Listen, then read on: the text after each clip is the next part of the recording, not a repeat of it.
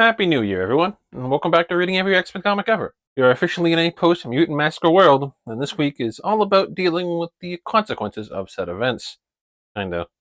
We catch up on X-Men annuals with issues 10 and 11, continue Uncanny X-Men with issues 214 through 219, and read the entire Fantastic Four vs. the X-Men miniseries. X-Men annuals 10 and 11 are certainly X-Men annuals. They're fun enough stories that barely fit into the timeline, and don't really have any lasting effects on the story or characters at large. Well, 10 is kind of the outlier there, as it does bring back Longshot and add him to the roster of X-Men, but at the same time, it's probably the worst offender so far of where does this fit? Because it really doesn't fit anywhere.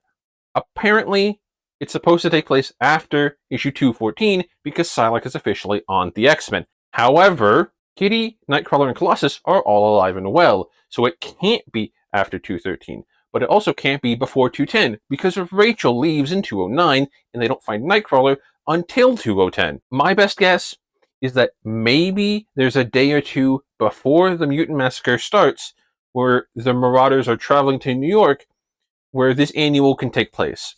But even then, that means Longshot was around during the event and did nothing. This doesn't matter. I know this doesn't matter, but it bugs the hell out of me. Because where the fuck does this annual go? As for the story itself, it's another Mojo romp, which I'm not sad by. He's really the perfect villain for an annual. This time, Mojo decides to fuck with the X-Men, making them younger so he can more easily corrupt them. The New Mutants, having fought Mojo before, step in to stop him, and the now evil X-Men. It's all good fun, aside from Betsy being unaware of her feelings with Doug. They gotta cut that shit out real quick. We've already had one underage relationship in this mansion. We do not need another. Aside from that, the other thing I want to talk about is what the fuck are these costumes the New Mutants have? Magic's here is the only one that I think is objectively good here. And honestly, I wish we would see it more.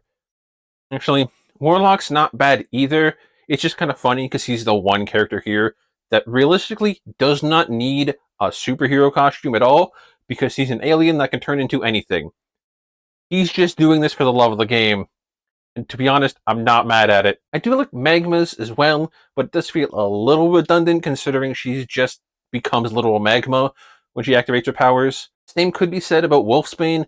Her transformation incorporates her clothes, so there's really no need for the full head-to-toe suit, but it's not awful, I guess. Sunspot is also usually in that same boat as the other two, but for some reason this outfit doesn't get swallowed up by his transformation. But also, why does it look like that? What is going on there? Brother, you're like 14 and you turn into a human solar flare. Why is your suit a pure white full body suit with a neckline that reaches your belt? Speaking of full body suits, Cypher, Doug, Buddy, what the fuck are you doing? Did you just steal one of Cyclops' old suits, spray paint it silver, and then buy a fishing vest from Bass Pro to go over top? Your ability is the passive understanding of language. Nothing you put in those pockets is going to help you, and that visor definitely won't. Cannonball looks like someone tried to redesign the Rocketeer for the 90s. And we're not even in the 90s yet. Please, for the love of God, lose the helmet. You're invincible when you fly. You don't need it. This brings us to our two worst offenders, Danny and Jeanne. Both of these outfits feel racially charged, or at the very least, offensively stereotypical. Maybe they aren't that bad. Maybe I'm out of my depth here. But the native girl from Colorado wearing cowboy boots and a brown fringe-covered jacket over what seems to be a one-piece bathing suit with sleeves, and the Vietnamese girl having a variation on an average Asian martial arts uniform, complete with the high collar, slightly baggy pants and sleeves, and the yin-yang symbol on the chest, feels kind of fucking weird, man. I'm just saying. I think it's kind of weird. That's all I'm saying. Look, despite my rants, X-Men Annual number 10 is actually the better of the two I read this week. It is a lot of fun, and this stuff I complain about really doesn't actually matter or affect my enjoyment of the story itself, other than the Betsy Doug stuff. That can be shut the fuck down right now. Otherwise, this book is good. It's just kind of weird in places. X-Men Annual 11, meanwhile, is post-Uncanny 219 because Havoc has joined the team by that point. The X-Men get attacked by a being named a Horde who conscripts them into stealing a crystal from a citadel in outer space. Inside, they face the temptation of their true desires, all of which is a test to decide the fate of the race. I'd say this feels like a pretty typical annual story, yet all of the X-Men annuals have been pretty varied in terms of plots, so I don't know where the fuck I got that idea from. Regardless, there is some interesting scenes here and ideas, and the final pages about the lore of the Citadel are fascinating. However, I can't imagine that Marvel has really stayed true to that lore, because this book feels so generic and forgettable that I can't imagine any of the writers remember it. The Uncanny X-Men issues all deal with the continuing ramifications of the Marauders' attack and their continued existence. First, they go see about a rogue Allison Blair and find out she's been possessed by a marauder named Malice. Malice is a psionic entity that can possess others and usually makes them act out in anger or jealousy or rage or some kind of negative emotion.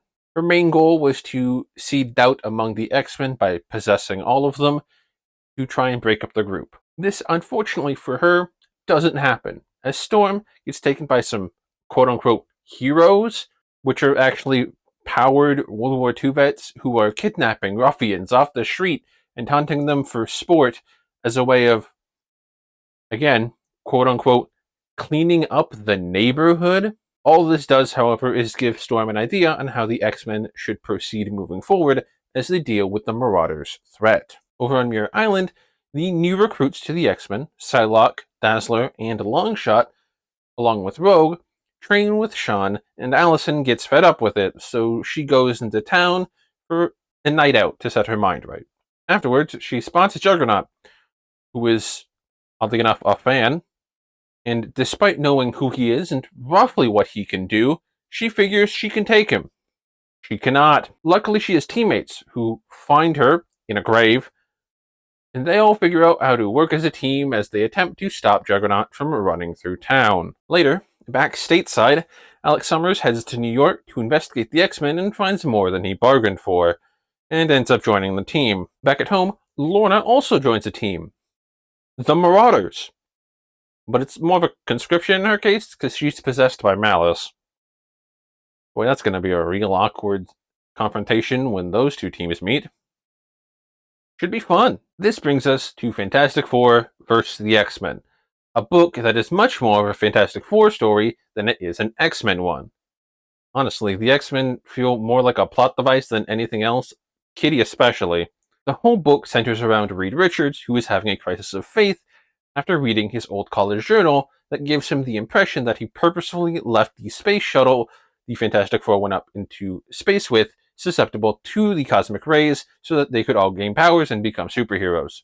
Not only does this shake Reed up to his core, but also the rest of the team as well, and it causes them to lose confidence in himself and his work, meaning he can't help the X-Men. When this book is first discovered, it is right when the X-Men and Magneto specifically contact Richards asking for help getting Kitty back to normal, as her permanent state of phase is worsening by the day and she only has a few more left. Because of the doubt Reed is feeling, he refuses to help Kitty, which angers the X-Men, so they all fight. Luckily, Doom appears and offers his help instead, seeing a chance to get one up on Reed. Despite him being the most infamous villain on the goddamn planet, the X-Men agree to take their chances to save one of their own, much to the dismay of Kitty herself, who doesn't want the X-Men to owe Doom a favor just so she can live. The F4 work out their issues, deciding that whoever wrote that passage in Reed's journal, whether it be Reed from college or someone else entirely, it doesn't matter because the Reed now